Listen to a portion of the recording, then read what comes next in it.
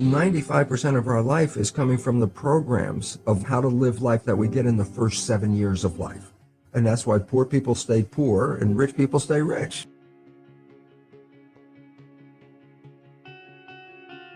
Theta is also hypnosis.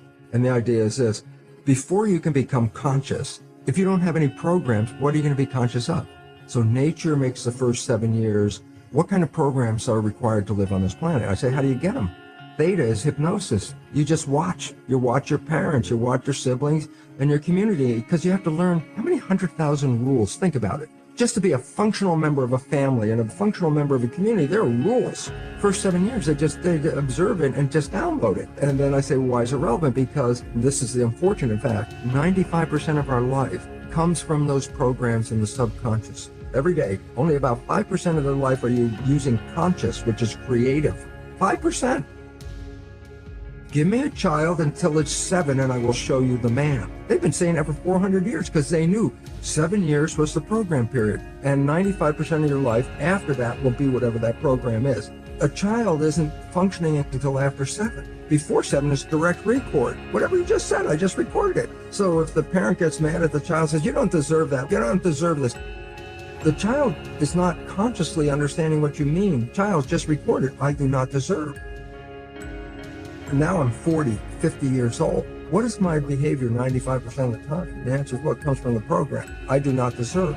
Well, that means unconsciously I will sabotage myself to make sure that the program is correct. I'm making the program true by adjusting the behavior to meet the program. Look, this is not new. I mean, there's the famous book, Rich Dad, Poor Dad. And basically said you come from a poor family and you could struggle your whole life and try to get rich, but you're not going to make it. And if you come from a rich family, you could be stupid your whole life and make it. Not because it was thinking, but it was unconscious behavior that was downloaded from rich families into kids, which is unconscious. So they're making the right moves unconsciously. If they engage their conscious mind, then they look stupid, but it's unconscious. And that's the same thing with poor people. Poor people have beliefs from the family. Oh, you can't make it. Life's a struggle. Things are hard. Who do you think you are? And if that's the program you get, then 95% of the day, you will sabotage yourself. And that's why poor people stay poor and rich people stay rich, because the program. Subconscious mind learns in 2 fundamental ways naturally. Hypnosis, which is the first 7 years. And after age 7, how do you put new programs in? Repetition, practice. You want to drive a car, you didn't learn how by just getting in the seat with the key, and you had to practice driving the car. And once you completed it, you didn't have to go back and do it again. So 2 phases. You want to train the subconscious mind, hypnosis, repetition. I like the last one because there's a new phrase that's fake it till you make it. Meaning, if you're not a happy person, I say you want to be a happy person, then repeat all the time, I'm happy, I'm happy. I say, well, you don't look happy or anything. They say, no, who am I talking to? By repetition, I'm talking to subconscious. If subconscious gets, I am happy, and 95% of your life comes from that subconscious, there'll be a point once the subconscious got, I am happy, you don't have to say it again. It'll be automatic. It's repetitive, and that's the secret part. Look, putting a sticky note on the refrigerator is more like a suggestion, but it's not a repetition. So it doesn't work very well. Repetition is a habit. It's making habit. So you got to do something religiously in the sense of repeating it to make it work. Every night when you go to bed, just when you're falling off into sleep, consciousness is disconnecting. The next period of your brain operation while your consciousness is disconnected is theta, which is the same brain function as in the first 7 years. So if you put a pair of earphones on at night with a program of what you would like to be true in your life, as soon as your conscious mind disconnects, that program is playing. It's not playing into your conscious mind, that's shut off. It's now going straight into the subconscious mind. So it's called auto-hypnosis. You don't need to go see a hypnotherapist. You just have to pick out what program would you like to have that you don't have. Once I feed you with an idea that you are susceptible to something, look, I can feed you with an idea that this pill, greatest, best thing for your issue, and I give you this pill and you get better, and then later you find out it was a sugar pill, and everybody goes, yeah, that's called the placebo effect. And I go, what does it really mean? You didn't get healed by the pill, you got healed by the belief in the pill. Well, yeah, that's what placebo is all about, and at least 1/3, a minimum of 1/3 of all medical intervention is, it's the placebo effect where the healing comes from. Everybody goes, yeah, I know about the placebo. I go, yeah, but that's a result of positive thinking. What about negative thinking? And this is what we don't talk about, but the reality is it's equally powerful in regard to affecting your biology as is positive thinking, but it works in the opposite direction. A negative thought is called the nocebo effect. It can cause any disease and you can die. If you believe you're going to die, you can die from the belief. Stress causes a hormone called cortisol to be released in the body. So what does cortisol do? Number one, it causes the blood in the viscera.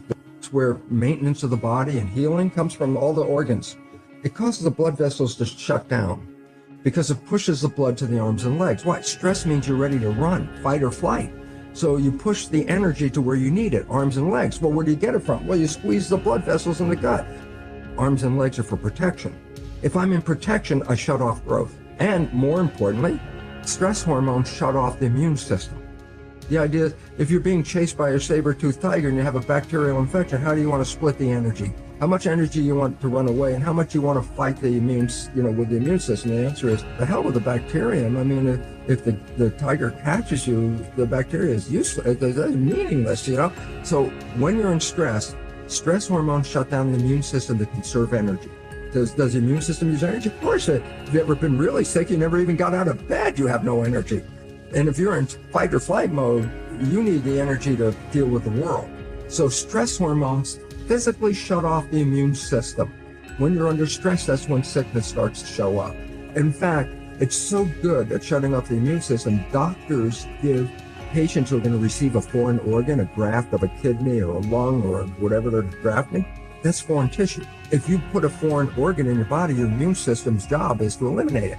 So as they're transplanting an organ, they give the patient stress hormones at the same time because stress hormones will shut off the immune system so the organ won't be rejected right away. That's how effective it is. It's used therapeutically to shut off the immune system. Yeah, but everybody out there in this world right now, with a small exception, is under some level of stress. Every one of those people is dripping stress hormones continuously in their body, and those hormones inhibit the immune system, and the result is illness. And if you stop the growth, you say, yeah, but I'm an adult, I don't need to grow. And I say, yeah, but you have to replace hundreds of billions of cells that you lose every day. So we really have to watch out because, as psychologists would tell us, 70% or more of our thoughts are negative and redundant, replaying the same negative thoughts. I go, if thoughts had nothing to do with it, fine. But thoughts, positive or negative, shape our biology. And all of a sudden it says, well, now it's time to wake up because our negative thinking is manifesting a negative life experience. But it's not just me saying this. It was me saying this when I first started doing this work in 1970. And my research was repeatable every day. I could take stem cells are embryonic cells, so they have no potential until you put them in an environment.